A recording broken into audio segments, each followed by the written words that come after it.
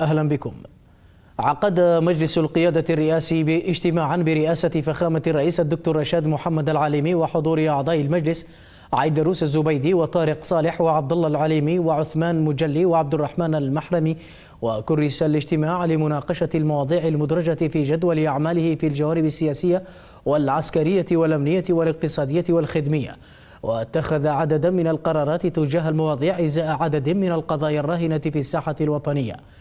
وأكد مجلس القيادة الرئاسي دعمه للجهود الأممية الرامية التي يقودها المبعوث الخاص للأمين العام للأمم المتحدة إلى اليمن هانس غورنبرغ في سبيل إحلال السلام وإنهاء معاناة اليمنيين، مجددا تمسكه بالهدنة الإنسانية ومشددا على ضرورة الرفع العاجل للحصار الحوثي على مدينة تعز وكافة المدن اليمنية.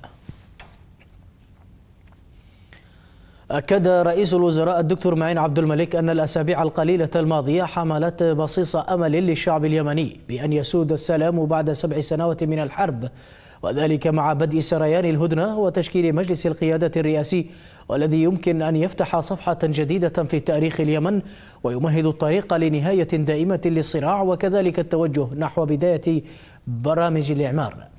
جاء ذلك في كلمة ألقاها رئيس الوزراء عبر الاتصال المرئي أمام فعالية عالية المستوى نظمها البنك الدولي عن الأزمات الدولية كورونا والحرب في أوكرانيا وتأثيرها على الدولة الهشة وآفاق التعاون الدولي من أجل إيجاد الحلول لها.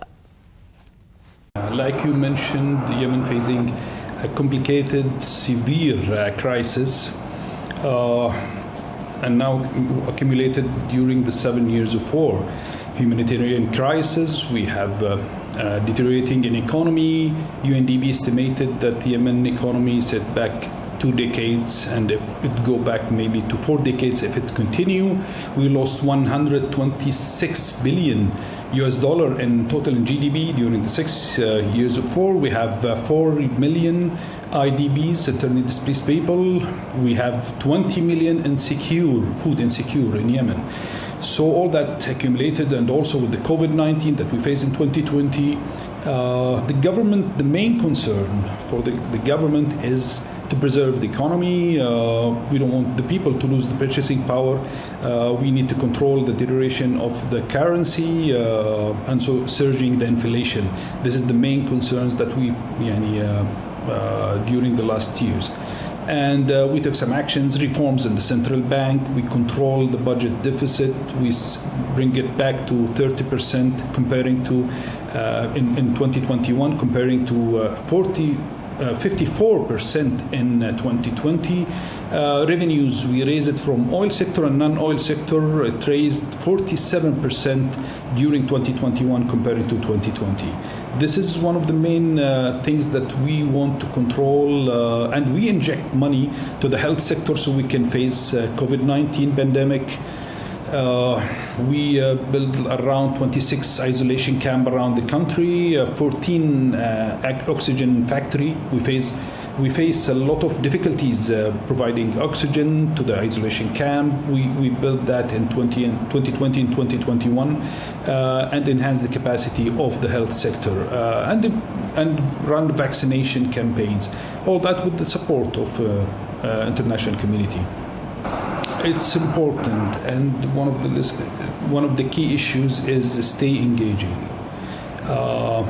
in those crises, because sometimes it's closed doors cause a lot of problems. The cost of disengaging is high.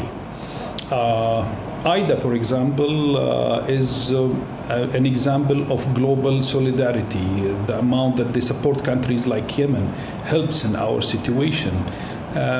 So for the international community, it's important to stay engaging, and also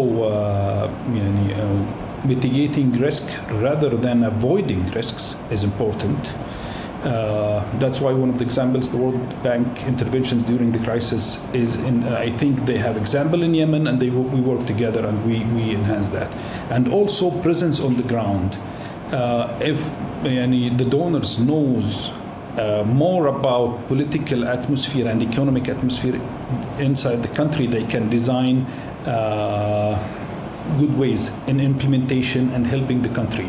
And also balancing between emergency response and long-term development. It's always emergency response, but we need to balance that.